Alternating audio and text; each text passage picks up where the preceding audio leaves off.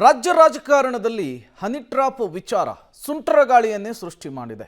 ಇದೇ honey trap ವಿಚಾರಕ್ಕೆ ಸಂಬಂಧಪಟ್ಟಂತೆ ಸಹಕಾರ ಸಚಿವ ಕೆಎನ್ ರಾಜಣ್ಣ ಮತ್ತೊಮ್ಮೆ ಮಾತನಾಡಿದ್ದಾರೆ.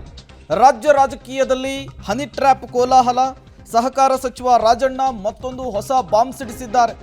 ಸಚಿವ ರಾಜಣ್ಣಗೆ ಕಾಡ್ತಿದೆಯಾ ಹನಿ ಟ್ರ್ಯಾಪ್ ಭಯ? ಹನಿ ಟ್ರ್ಯಾಪ್ ಆರೋಪ ಮುಂದೆಯೂ ಕೂಡ ಬರಬಹುದು. ಆರೋಪ ಒಂದಲ್ಲ, ಕಡೆದೂ ಅಲ್ಲ, ಮುಂದೆಯೂ ಕೂಡ ಬರಬಹುದು. ಹನಿ ಟ್ರ್ಯಾಪ್ ತನಿಖೆಗೆ ಸಿಎಂ ಗೃಹ ಸಚಿವರಿಗೆ ಬಿಟ್ಟಂತಹ ವಿಚಾರ. ಕೋಲಾರದಲ್ಲಿ ಸಹಕಾರ ಸಚಿವ ಹನಿ ಟ್ರ್ಯಾಪ್ ವಿಚಾರಕ್ಕೆ ಸಂಬಂಧಪಟ್ಟಂತೆ ಮತ್ತೊಂದು ಹೊಸ ಬಾಂಬ್ ಅನ್ನು ಸಿಡಿಸಿದ್ದಾರೆ. ಎಲ್ಲನೂ ಕೂಡ ವಿಧಾನಸಭೆಯಲ್ಲೇ ಸ್ಪಷ್ಟ ಮಾಡಿದ್ದೀನಿ. ಮತ್ತೆ ಅದ ಹೊರತುಪಡಿಸಿ ಮತ್ತೇನು ಹೇಳುವಂಥದ್ದೇನಿಲ್ಲ. ಸಚಿವರ ಮೇಲೆ ಇಂಥ ಆರೋಪ ಬಂದಿರೋದು ಗಂಭೀರವಾದ ವಿಚಾರ ಸರ್. ಅದು ನೋಡಿ, ಇದು ಮೊದಲಲ್ಲ, ಕಳೆದು ಅಲ್ಲ, ಹಿಂದೆನೂ ಬಂದಿದ್ದಾವೆ, ಮುಂದೆನೂ ಬರ್ಬೋದು.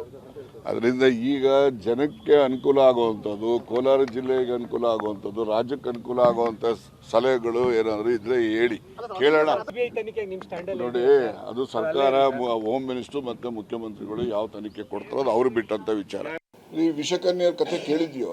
ವಿಷಕನ್ಯರು ಎಲ್ಲಿಂದ ಹುಟ್ಟಿದ್ರು? ಅವರು ಮಾನವ ಜನ್ಮ ಬರ್ತಿದ್ದಂಗೆ ಭೂಮಿ ಮೇಲೆ ವಿಷಕನ್ಯರ ಜೊತೆ ಬೆಳ್ಕೊಂಡ್ ಬಂದಿದ್ದಾರೆ. ಏನಕ್ಕೆ ಬಳಸಿದ್ರು ಅವ್ರನ್ನೆಲ್ಲ? ಯಾವ್ಯಾವ ಕಾಲದಲ್ಲಿ ಯಾವ್ಯಾವ ಥರಕ್ಕೆ ಬಳಸಿದ್ದಾರೆ? ಹಂಗೆ ಈ ರೀತಿಯ ಅಧಿಕಾರದ ಆಸೆಗೆ ಅಥವಾ ಇನ್ನೊಬ್ಬನ ಯಾವನೋ ಒಬ್ಬನ್ನ ಮುಗಿಸ್ಲಿಕ್ಕೆ ಇವೆಲ್ಲ ಇರೋದು ಎಲ್ಲ ಇತಿಹಾಸದಲ್ಲೇ ಬಂದ್ಬಿಟ್ಟಿದೆ.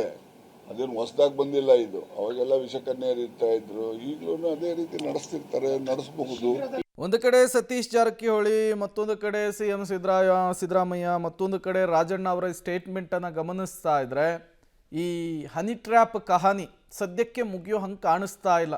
ಈ ಹನಿ ಟ್ರ್ಯಾಪ್ನ ಕಹಾನಿಯಲ್ಲಿ ಮತ್ತಿನ್ನೇನೆಲ್ಲ ಟ್ವಿಸ್ಟ್ಗಳು, ಟರ್ನ್ಗಳು ಬರುತ್ತೆ ಅನ್ನೋದನ್ನ ಕಾದು ನೋಡಬೇಕಿದೆ.